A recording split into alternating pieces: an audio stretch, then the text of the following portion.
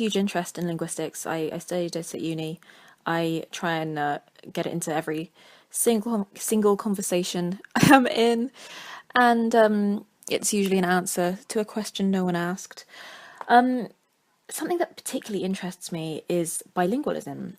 In my last semester of uni, I was studying a module on psycholinguistics of bilingualism, so I got to, study what makes someone bilingual, how they would come about being bilingual, that bilingual education. It's super interesting.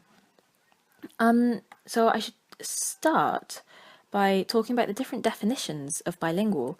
So there are these two studies. There's one by Peltola, Tamanen, Toivunen, Kujala, and Nortanen, which I can't pronounce because it's Finnish, from the journal Brain and Language in 2012. They did a study called Different Kinds of Bilinguals, Different Kinds of Brains.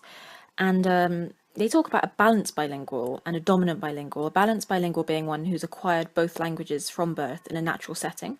So, say a child who had a French father and an English mother could have grown up learning both languages on a equal footing. And that's opposed to a dominant bilingual. And they define that as a speaker who is exposed to two languages consecutively. So they've got a mother tongue, which could be perhaps Swedish, and a second language, which could be perhaps Finnish, that they learn later. And that would possibly be in a formal setting. So that could be something like they learned a language at school. They would be a dominant bilingual. So according to them, I would be a dominant bilingual because I learned English from birth and then I learned French at school. There's another study, though, by Sebastian Laird and Curran from Applied Psycholinguistics, and that is called, if you want to look it up, Meta-Analysis of the Neural Representation of First Language and Second Language. So if you want to look that up, that's there. In that study, they ignored people with two L1s. An L1, sorry, is a mother tongue, it's your first language, and then you would have an L2, which is your second language, L3, which is your third language. It goes on, however many languages you have. So they ignored people with two L1s, and they focused only on people's levels of proficiency in an L2, so in their second language. They would measure it as a proficiency of either low/moderate or high. And they hypothesized that high proficiency in one or more languages would induce more focal activity in core regions of the language network in the brain, whereas a lower proficiency would be accompanied by a wider distribution of activity in less core areas. So according to them, a higher proficiency in an L2 meant it affected your core language network, whereas lower proficiency meant you knew it in a more general sense. So it wasn't anything specific, it wasn't ingrained in your, say, Broca's area, in the parts of your brain that produce language. It was more general, really. So that would be the definition of bilingual, two definitions according to two studies. In some cases, it can be a pretty contentious issue. How do you know when you're bilingual? Personally, I wouldn't call myself bilingual because although I can get by conversationally in a few languages, English is the only one that I'm really fluent in. But each to their own, to be honest, because some people's definitions, in some people's definitions, I could be monolingual. But in other people's definitions, I could be multilingual because I know a bit of a few languages.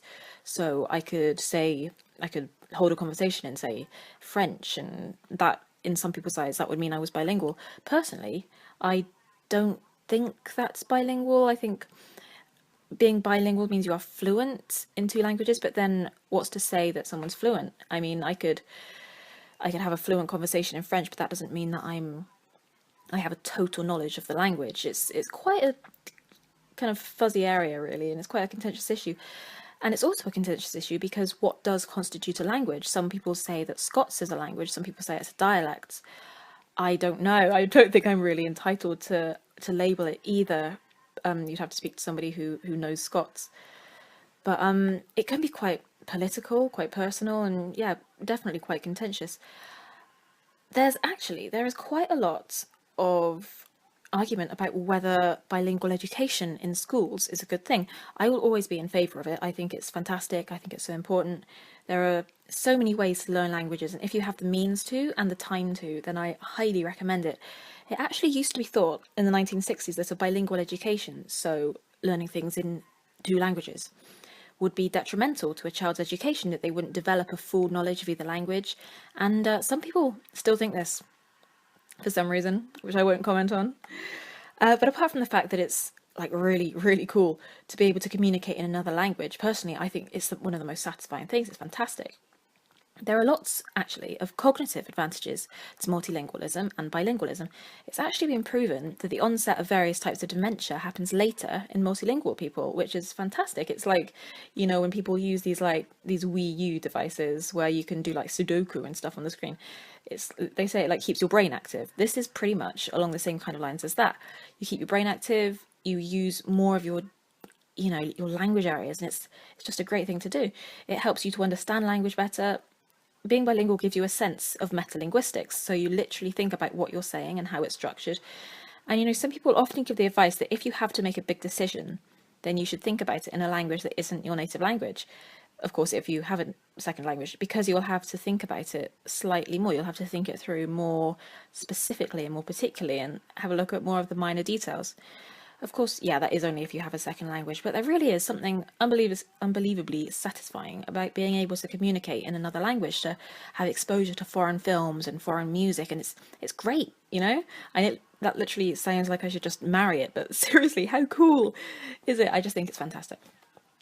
I like how this podcast just decreased greatly from being super academic and, oh, here's a journal article, to me just being like, language is amazing.